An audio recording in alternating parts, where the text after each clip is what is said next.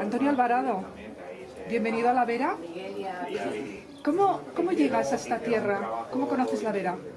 Pues con Joel y Bartolo, los dueños de Lanzaroco, pues antes de que existiera Lanzaroco y demás, en el cumpleaños de Bartolo, donde descubrí un sitio de España que no conocía, porque Extremadura había estado, pero como de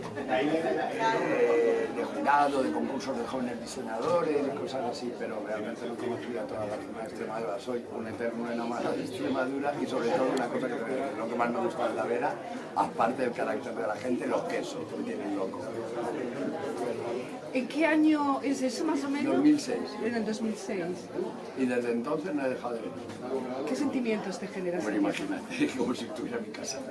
Exactamente. Me siento... Es que hay un carácter de la gente de Extremadura que es muy especial y atrae. Desde fuera se puede ver como gente muy fría, tal, no sé qué, no es para nada. A la mínima están abiertos de todo, para hacer favores, para ayudarte, para aconsejarte, para guiarte. Eso es muy bonito. No suelo ocurrir mucho sitio. ¿Y sueles venir a Valverde siempre? ¿Por qué Valverde? Pues porque están mis amigos, me siento en mi casa. Sí, es muy fácil. En las palabras que has tenido has hablado de una retrospectiva de tu obra en Madrid. ¿Vuelves a los escenarios, no? No, no, no.